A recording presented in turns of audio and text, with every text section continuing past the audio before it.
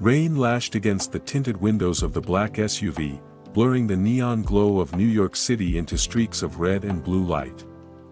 Inside, the air was thick with cigarette smoke that hadn't been lit yet, just the phantom scent of stress clinging to the leather seats. Sophia gripped her phone, her knuckles white. The screen was dark, but she knew the photo. She knew the file open on her phone. Liam laughing in bed, wrapped around a stranger who wasn't her. His fingers tangled in hair that wasn't hers. "I told him it was a surprise," she whispered, the sound lost under the hum of the engine. "It was our engagement party tomorrow." Julian Thorne didn't answer immediately. He kept his hands steady on the wheel, his posture rigid, eyes fixed on the wet asphalt. He drove with the calm precision of a man used to controlling boardrooms, empires, and men twice his age. But Sophia saw the slight tremble in his jaw. He pulled the car onto a service road near the Hudson River and killed the engine. Silence rushed in, heavy and suffocating. "He's mine," Sophia said, though the words tasted like ash. "Tomorrow is mine." "Why would he?" "Because he's a child playing with fire," Julian interrupted, his voice low, rough. He turned slowly in the seat. For years, Sophia had thought Julian looked down on her. At 34, he was her fiancé's uncle, the family patriarch in the making. He wore expensive suits that cost more than her annual salary, and he spoke to her with the polite distance of a man speaking to a junior associate. He never smiled unless it was required. He never looked at her longer than necessary. Now, under the dim streetlight inside the car, he looked at her. Really looked at her. The gray in his eyes softened. The harsh lines around his mouth twitched. "Liam isn't the man you think he is," Julian said. "And neither am I." Sophia blinked, confused. "What?" "You wanted to see him," Julian said, opening his door. "Let's go somewhere else." "Where?" "My apartment. You can stay tonight. Your mother won't know." "No. We're staying here." She tried to stand, but her legs shook. The shock of seeing her fiancé with someone else made the room spin. Julian was suddenly beside the door, leaning in. He smelled of sandalwood and power. "No. Not tonight." He reached into his jacket pocket. He didn't pull out a weapon. He pulled out a small velvet box. Sophia gasped, her breath hitching. "Don't. Marry me," he said. The words landed like a physical blow. She stared at him, her lips parting, speechless. "What are you talking about?" she managed. "You want to leave tonight," Julian said, his voice dropping lower, closer to her ear. "But you have nowhere to go. And I." He swallowed hard. The mask slipped. For the first time, she saw the crack beneath the CEO exterior. "I cannot watch him ruin you. I cannot watch anyone hurt you after I've spent 10 years trying to keep my distance." Sophia froze. 10 years. "Since you were 16, he admitted, shame coloring his tone. "Since you came to that dinner. Since you walked into the room wearing that blue dress." He paused, waiting for her reaction. When she didn't scream or push him away, he continued, softer. "I realized then that I loved you. But you were a child. So I stepped back. I watched you grow. I waited. Every year that passed was a battle I fought against myself. I'm sorry I kept it a secret. I'm sorry I let you marry him." He held the ring out. It wasn't diamond. It was simple gold. "Just for tonight. Until we figure this out. Please. Before you walk out that door and someone asks why you're crying." Sophia looked at the ring, then at his hands. They were large, scarred from a lifetime of work, real estate deals, mergers, late nights. Hands that could destroy buildings, now trembling slightly in offering peace.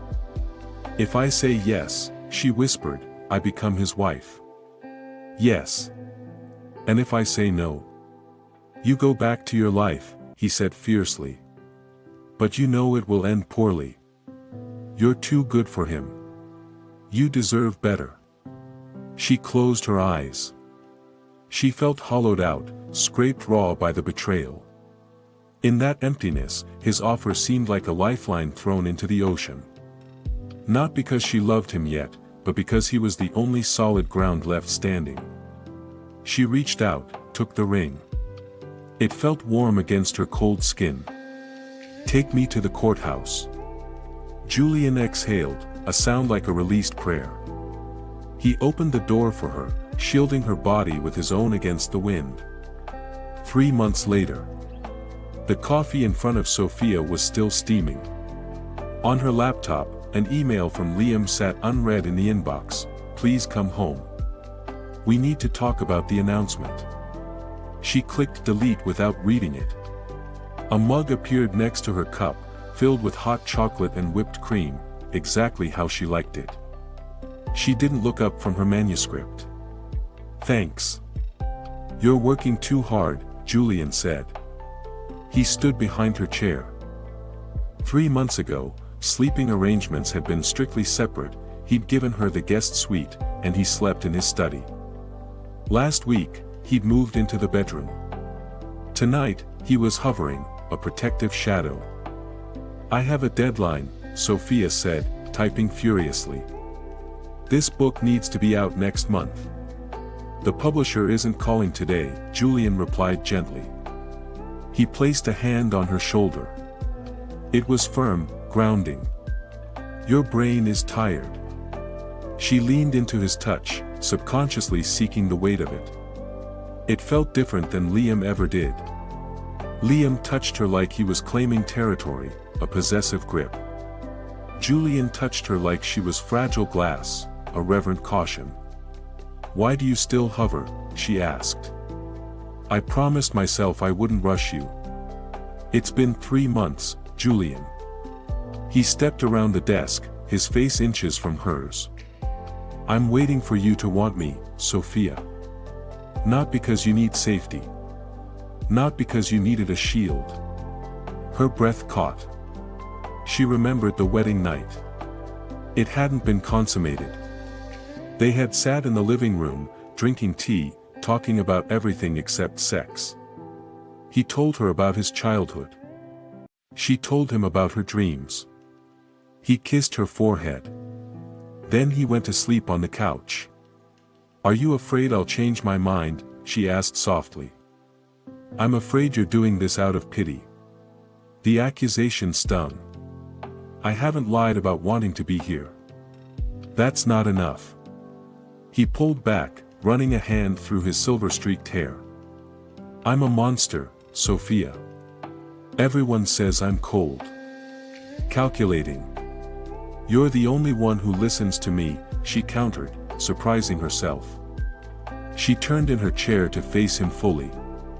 When I told you about the book, you listened. When I cried for my cat, you found me a vet. When I panicked about money last week, you paid the invoice before I even noticed it was overdue. He looked at her, a flicker of vulnerability crossing his features. That's what I've wanted to do for 10 years. I've wanted to fix your world for you. But I don't need fixing, she whispered. I need loving. The air shifted. The humidity of the room spiked. It had nothing to do with the weather and everything to do with them. Julian stepped closer. He didn't rush. He lifted his hand, hesitating.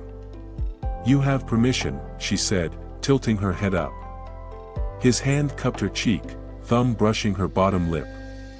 His eyes dropped to her mouth, then snapped back to her eyes. You're drunk on adrenaline. I'm not drunk. She reached for his tie, pulling him down. I'm awake. Finally. That kiss didn't feel like an ending to a contract. It felt like a beginning. It tasted of salt, of coffee, of relief. It tasted like safety. When they broke apart, both were breathing hard. Bed, Julian murmured, hoarse. They went together. But in the morning, Julian woke Sophia before dawn. He cooked breakfast in the kitchenette while she showered. When she came out, wearing a silk robe, he was setting the table. "Waffles," he said, smiling. "Just once." A rare, genuine smile. Sophia sat down, watching him. She understood now. The betrayals of the past were gone. There was a void, but it was filled by his actions. He didn't buy flowers because they were nice, he bought them because she said she liked yellow roses. He didn't drive her to work because he had to, he did it because she got anxiety driving the subway. He was curing her heart, piece by piece. But the silence in the house wasn't peaceful today. There was a pressure in the air. "Who is it?" Sophia asked, glancing at the intercom. "Liam." The temperature in the kitchen dropped. Julian's shoulders squared. "Go upstairs. Wait for me. I'm not hiding." "You aren't hiding. You're being protected." Sophia lingered in the doorway. "He's coming for what's his." "Nothing is yours but yours," Julian said firmly. He pressed the button to open the door. The lobby buzzer rang, followed by footsteps. Heavy, confident footsteps. Liam walked into the foyer, suit immaculate, face flushed. "Sophia." She froze, her hand gripping the railing. Julian descended the stairs, stepping calmly between her and the younger man. He was bigger, broader, intimidating in a way Liam couldn't match. "Who is this?" Liam demanded, looking from Julian to Sophia. "He lives here." "This is Julian," Sophia said, her voice shaking slightly. "He's my husband." Liam laughed, a harsh, brittle sound. "Married? Since when? When did you become stupid enough to marry my uncle?" "Watch your tongue," Julian warned. His voice was quiet, but the steel in it vibrated in the walls. "You don't get to speak to her like that." "She was supposed to marry me," Liam snapped, stepping forward. He ignored Julian entirely, reaching for Sophia's hand. "Come on. Let's forget this." Mom called. "We need to discuss the press conference. We need to announce the engagement properly." "Get your hands off her," Julian said, blocking the path. Liam sneered. "Don't tell me what to do. She's my fiancé. I paid for that ring. I planned the wedding. She chose me," Julian said quietly. Liam turned to her, shocked. "What? No, she's lying. She's just angry because of last night. She doesn't know what she wants." "I know exactly what I want," Sophia said, walking past Julian. She stood toe-to-toe with Liam. "I want to stop being treated like a trophy you put on display. I want to be happy. I'm happy here." Liam scoffed. "Happy? With that old man?" The insult hung in the air. Sophia stiffened. Julian moved to step in, but she raised a hand to stop him. She wouldn't let him fight this war alone anymore. "Julian isn't old," Sophia said coldly. "He's better than you. He's kind. He treats me like I matter. And he never cheated on me in a hotel room." Liam paled. He looked around, realizing people were watching. Realizing he had exposed himself. "Fine," Liam spat. "You choose him. Enjoy your misery. You'll realize he just wants your money eventually. He's just a businessman. Just like the rest of them." "He doesn't want my money," Sophia said. "He wants me. Something you forgot existed." She turned to Julian. "Let's go." "Wait," Julian said, catching Liam's arm. He twisted it, not violently, but with absolute authority. He pinned it behind Liam's back. "Leave," Julian commanded. "Never come back to this address. If I see you in the neighborhood, I'll call security. You belong nowhere near her." Liam scrambled, rubbing his wrist, glaring. "You can't keep her forever. People will talk. The family will know." "The family knows I'm the responsible one," Julian stated. "And the only one who actually deserves her." Liam stormed out. As soon as the door clicked shut, Julian exhaled. He dropped his shoulders, the tension draining away. "Are you okay?" he asked. "Yes," Sophia said. He grabbed her hand, pulling her into his chest. She rested her head against his coat. He was solid. Warm. Real. "I didn't tell you," Julian whispered. "About the other night." "What other night?" "Before we met. Before I proposed." "Julian." "I told myself," he confessed, his lips against her hair, "if you ever asked me, I'd tell you why I really loved you." "Why?" "Because you're worth the risk," he said simply. "Even if the risk meant losing the family name. Even if it meant being the villain." "You're not a villain," Sophia lifted her head, cupping his face. "You're the hero. The one who waits." 6 months later. The gala was packed. Suits of navy and charcoal lined the ballroom, the glittering chandeliers reflecting off the crystal glasses. It was the annual Thorne charity dinner. Sophia stood at the top of the stairs, Julian's hand resting lightly on the small of her back. She wore a silver gown that shimmered like moonlight. People parted as they walked down. Whispers traveled like wildfire. "Is it true? He married the niece-in-law. The nephew was fired." They reached the center of the floor. Julian stopped, turning to face the crowd. He raised his glass.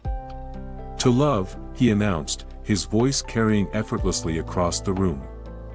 "To unexpected things. And to the truth." He set the glass down and turned to Sophia.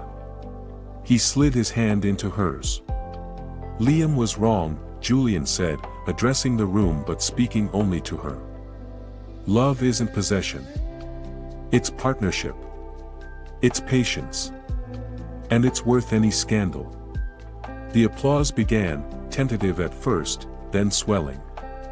Julian didn't care about the audience. He only cared about the woman beside him. After the event, they stepped out onto the balcony.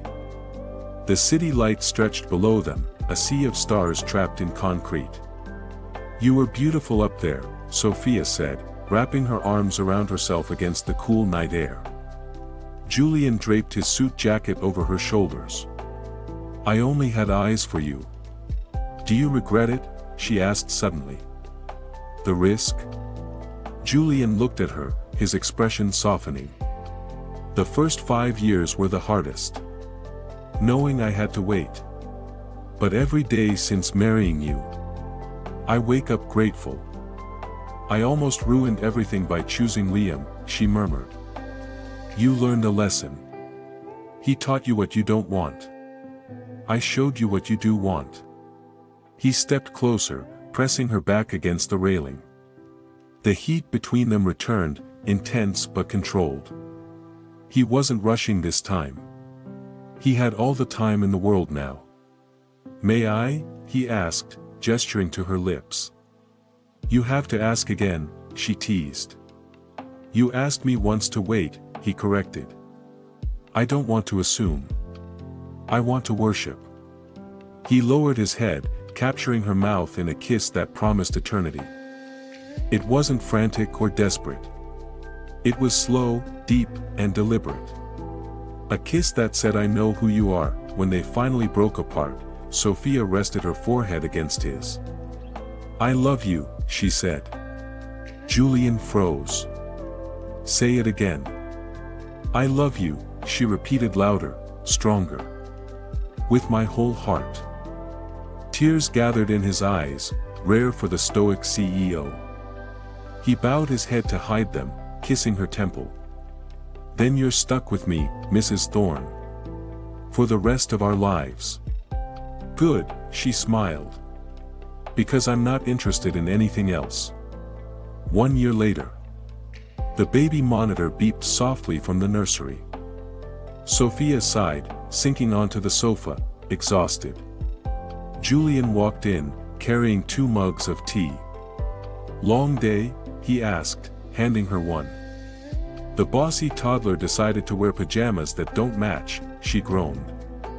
Julian sat beside her, wrapping an arm around her waist. He kissed the top of her head. You're doing great. We're doing great, she corrected. The doorbell rang. Both jumped. Delivery? Sophia asked, lifting her head. Julian frowned. He peered through the peephole. Who is it? She asked. Liam, he said, surprised. He hasn't called in 6 months, Sophia said, wiping her hands on her apron. Should we answer? Julian hesitated. He looked down at their son, sleeping peacefully upstairs. Then at Sophia. Open it, she said confidently. He wants something. Julian nodded and opened the door. Liam stood there, thinner, weaker. He looked defeated. Look, Liam started, holding out a folder. The merger fell through. I lost half my savings. I'm in debt. I thought, maybe I could come back. See the kid. Sophia stepped forward, blocking his view of the hall. No. Liam looked stunned. Sophia, please. I need help. Help yourself, Julian said, his voice dangerous. You threw away your chance at happiness twice. Once with her, once with your integrity. She's your wife. Liam shouted. She's a mistake. She's my life, Julian said calmly. And she's the happiest I've ever seen. Don't waste time. Liam looked at Sophia one last time, hoping for a crack in her armor. He didn't find one. Fine, he spat. You'll regret this. Not a chance, Sophia said. She gently closed the door. She locked it. Turned the deadbolt. Julian wrapped his arms around her from behind, burying his face in her neck. I've got you. I know, she whispered. I've got you too. 3 months after Liam's visit, life inside the Thorne penthouse had settled into something Sophia once believed only existed in books: peace. Their son, Alexander, had learned to walk, which meant the house was now filled with tiny footsteps, overturned cushions, and Julian kneeling on expensive marble floors to build wooden towers only for them to be destroyed seconds later. Sophia stood in the doorway one evening, watching the powerful CEO of the Thorne empire crawl after a giggling toddler. You run billion-dollar companies, she said, laughing. Julian glanced back. This one is harder. Alexander squealed and ran into Sophia's legs. She scooped him up just as Julian rose to his feet, loosening his tie. There's something I need to tell you, Julian said. His tone made her pause. What happened? The board wants me to step down next year. Sophia frowned. Why? Because I refused the overseas expansion deal. He walked closer. I chose time with my family over another empire. Her eyes softened. And do you regret it? Julian touched her cheek gently. Not for a second. Weeks later, the annual Thorne Gala returned. This time, whispers filled the ballroom for a different reason. Julian Thorne entered carrying his son in one arm and holding Sophia's hand with the other. No secrecy. No scandal. Only family. At the center of the room, Julian took the microphone. For years, People believed power meant control, he said calmly. I was one of them. His gaze found Sophia. Then this woman taught me power means knowing what truly matters. The room fell silent. So tonight, I announce my retirement as CEO of Thorne Holdings. Gasps echoed. I'm choosing my wife. My son. My life. Sophia stared at him in shock. You never told me. Julian smiled. I wanted to surprise you. And what will you do now? He leaned close enough for only her to hear. Wake up beside you every morning. Walk our son to school. And finally learn how to be a man instead of just a machine. Tears filled her eyes. Later that night, on the same balcony where she first said she loved him, Sophia rested against his chest. The city still looks the same, she whispered. Julian kissed her temple. No, he said. It only looks brighter because you're in it.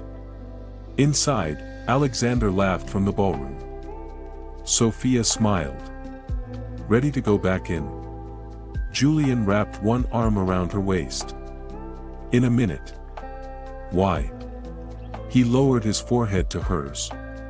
Because after all these years, I still like having you to myself first. Thank you all for watching and supporting me. If you enjoyed this, please don't forget to like, share, and leave a comment below. I'd love to hear from you. See you in the next one.